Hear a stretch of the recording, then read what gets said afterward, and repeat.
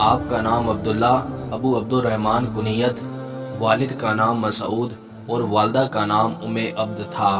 سیدنا عبداللہ بن مسعود رضی اللہ تعالی عنہ کے والد زمانہ جاہلیت میں عبداللہ بن حارث کے حلیف تھے۔ ایام جاہلیت میں آپ عموماً بکریاں چڑھاتے تھے۔ مکہ میں جب دعوت توحید کی صدا بلند ہوئی تو اس وقت عقبہ بن ابی معیط کی بکریاں آپ کے سپرد تھی۔ ایک دفعہ سیدنا ابو بکر صدیق رضی اللہ تعالی عنہ اور حضور صلی اللہ علیہ وسلم کا گزر اس طرف سے ہوا جہاں آپ بکریاں چڑھا رہے تھے۔ سیدنا ابو بکر صدیق رضی اللہ تعالی عنہ نے ان سے فرمایا، تمہارے پاس کچھ دودھ ہے تو پیاس بجھاؤ۔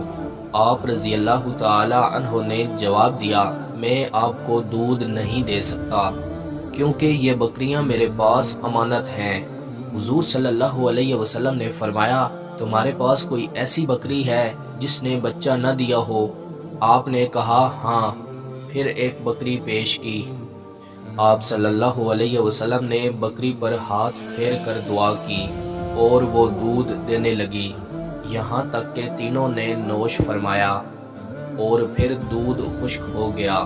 اس کرشمہ قدرت نے سیدنا عبداللہ بن مسعود رضی اللہ تعالی عنہ کے دل پر بے حد اثر کیا۔ حاضر ہوئے اور کہا کہ مجھے کلام کی تعلیم دیجیے، اور اسلام قبول کیا۔ قبول اسلام کے بعد وہ ہمیشہ رسول اللہ صلی اللہ علیہ وسلم کے پاس رہتے تھے۔ ہمارے پیارے پیغمبر محسن انسانیت حضرت محمد صلی اللہ علیہ وسلم نے انہیں خادم بنا لیا۔ سیدنا عبداللہ بن مسعود رضی اللہ تعالی عنہ اس زمانے میں ایمان لائے جب مومنین کی جماعت صرف چند اصحاب پر مشتمل تھی۔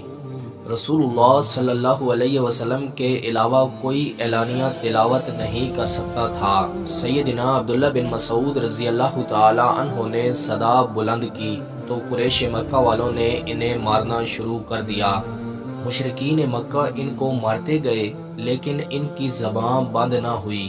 جب یہ واپس آئے تو ان کے ساتھی انہیں کہنے لگے، اسی وجہ سے آپ کو منع کرتے تھے، مگر سیدنا عبداللہ بن مسعود رضی اللہ تعالی عنہ نے جواب دیا، خدا تعالی کی قسم میں پھر جانے کے لیے تیار ہوں۔ قریش مکہ والے ان کو مسلسل طعن کرتے تھے اور پھر ہجرت مدینہ کی اور سیدنا معاذ بن جبل رضی اللہ تعالی عنہ کے مہمان بنے۔ اس سے پہلے ہم ہجرت مدینہ پر اور ہجرت حبشہ پر الگ الگ ویڈیوز بنا چکے ہیں، وہ ویڈیوز آپ ہمارے اسی چینل سے دیکھ سکتے ہیں۔ آپ تمام مشہور جنگوں میں حضور صلی اللہ علیہ وسلم کے ساتھ تھے۔ کفر اور اسلام کی پہلی جنگ غزوہ بدر میں ابو جہل جب زخمی پڑا ہوا تھا تو انہوں نے ہی اسے واصل جہنم کیا۔ غزوہ بدر، غزوہ احد، غزوہ خندق، صلح حدیبیہ، خیبر، فتح مکہ میں آپ شریک تھے اور غزوہ حنین میں بھی آپ نے شرکت کی۔ ان تمام واقعات پر ہم الگ الگ ویڈیوز بنا چکے ہیں۔ رسول اللہ صلی اللہ علیہ وسلم کے وصال کے بعد سیدنا عمر فاروق رضی اللہ تعالی عنہ کے دور میں جنگ یرموک ہوئی، اس میں بھی آپ نے شرکت کی۔ جنگ یرموک پر ہم الگ سے ویڈیو بنا چکے ہیں۔ اور پھر آپ کو کوفہ کا قاضی مقرر کیا گیا۔ خزانے کی افسری، مسلمانوں کی مذہبی تعلیم اور والی کوفہ کی وزارت کے فرائض بھی ان کے متعلقہ تھے۔ آپ نے تقریباً 10 سال تک اپنے فرائض کو سر انجام دیا۔ اس عرصے میں سیدنا عمر فاروق رضی اللہ تعالی عنہ کی شہادت ہوئی اور سیدنا عثمان غنی رضی اللہ تعالی عنہ خلیفہ بنے۔ سیدنا عثمان غنی رضی اللہ تعالی عنہ کے دور میں کوفہ کا حاکم ولید بن عقبہ تھا اور ان کے ساتھ اس کا برتاؤ کچھ ٹھیک نہ تھا۔ ذاتی حیثیت سے سیدنا عبداللہ بن مسعود رضی اللہ تعالی عنہ ایک بادشاہ تھے، لیکن قومی سرمایہ کے تحفظ کے لیے بہت سخت تھے۔ سیدنا عثمان غنی رضی اللہ تعالی عنہ نے انہیں معزول کیا اور آپ مکہ روانہ ہوئے۔ واپسی ایک مقام ربضہ پر پہنچے اور سیدنا ابو ذر غفاری رضی اللہ تعالی عنہ کا جو واقعہ ہے وہ یہیں پیش آیا۔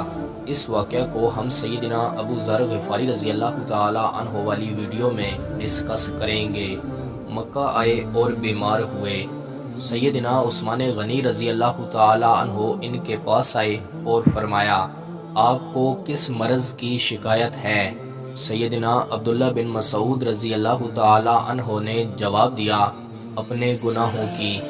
سیدنا عثمان رضی اللہ تعالی عنہ نے فرمایا آپ کیا چاہتے ہیں؟ آپ رضی اللہ تعالی عنہ نے آگے سے جواب دیا اللہ کی رحمت۔ سیدنا عثمان غنی رضی اللہ تعالی عنہ نے فرمایا آپ کے لیے طبیب بلواؤں؟ آپ نے جواب دیا مجھے طبیب نے ہی بیمار ڈالا۔ سیدنا عثمان غنی رضی اللہ تعالی عنہ نے فرمایا آپ کا وظیفہ جاری کروں؟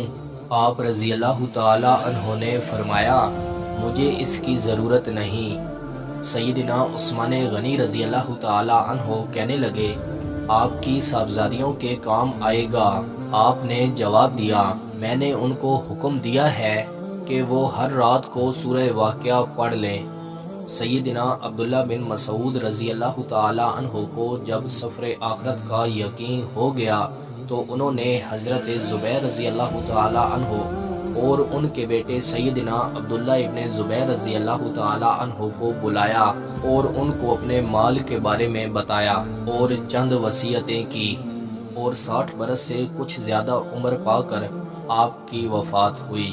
سیدنا عثمان غنی رضی اللہ تعالی عنہ نے آپ کی نماز جنازہ پڑھائی اور جنت البقیع میں مدفون ہوئے۔ ان للہ و انا الیہ راجعون۔